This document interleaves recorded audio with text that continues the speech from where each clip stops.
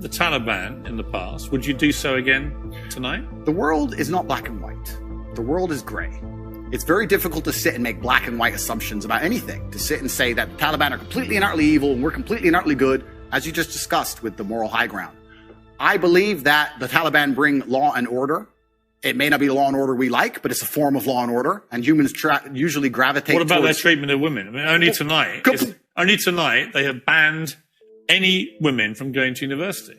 Fantastic. Let's get the feminists to go and teach them a lesson. The feminists are so tough.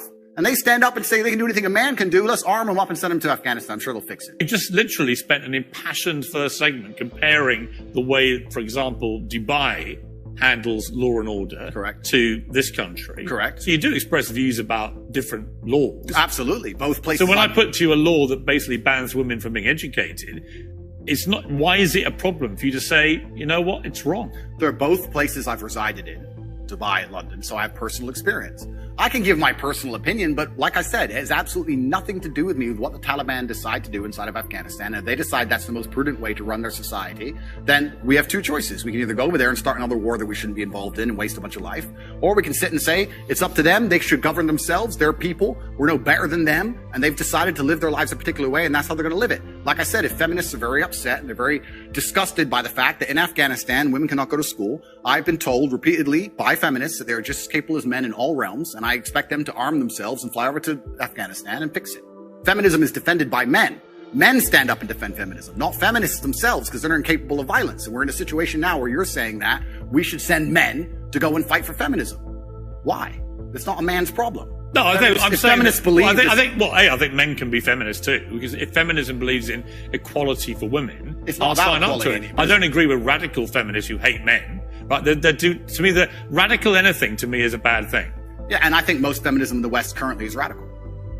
Well, some of it is, no question. Absolutely, but this is my point. My point is that the Taliban are going to do whatever the Taliban decide to do.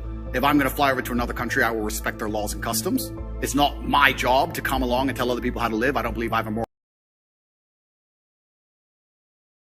And if people are genuinely upset and disgusted by it, the bottom line in most disagreements on the earth is violence. People who feel like they should go and fix it, then fix it with violence, then it can be the feminists who feel so outraged by it. But it's funny, they don't comment on these subjects, feminists. They seem to instead attack the Western male for some reason.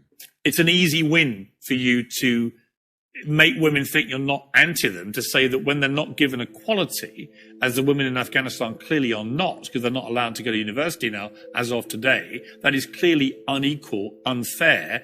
We should all be able to agree that that is wrong. Well, certainly as a realist. Even you, tough guy Andrew It's Tate. not tough guy. I am a professional. As a professional, I can state that yes, it is not equal. Yes, it is not fair. That is obvious for anybody. I'm not saying those things are not true. What I'm saying is, it's nothing to do with me. Right, okay, but you made a concession you think is wrong. Is wrong then. I said it's unequal and it's unfair. Yeah, so wrong. Well, perhaps. Force yourself, Andrew. No, perhaps it's wrong under certain moral guidelines, but under the moral guidelines which are currently in charge of the jurisdiction of Afghanistan, they don't believe it's wrong. It's nothing to do with me. Well, I'm not going to sit here and tell other countries how to run their laws. I'm going to live in societies with laws I respect. You know what? I'll take unfair and unequal. Sure. Where is the line for you between masculinity, which I will always defend, and which I agree with? I think a lot of women like men to be masculine, and what has become known as toxic masculinity. And the reason I ask you is that you are engaged in that debate with men all the time. Where is the line for you where men shouldn't cross? There's no such thing as too much masculinity if it's genuinely masculine. Genuine masculinity is not out here to hurt people. It's absolutely the opposite. It's out here to protect. And when bad things happen, they call traditionally masculine men. If you need a firefighter, you need a masculine man. When you call the police because of the problem you have, you want masculine men. And as soon as a woman or a man is in trouble, when you look for backup, you look for masculine men. And masculine men have a duty to provide and protect those they care about. We have a duty to do things we don't feel like doing because we know we're supposed to do them. And that's why we stayed in the Titanic and died. Those were masculine men. Where did you get this from? This is what I grew up with. This is the family I grew up around. And your father, your mother? Yeah, and the world I lived in. And I think a lot of the things I'm saying now about masculinity and how people should act in the world, how the world should function, were considered completely normal and accepted by everybody only 20 years ago. I think the world's just lost its mind.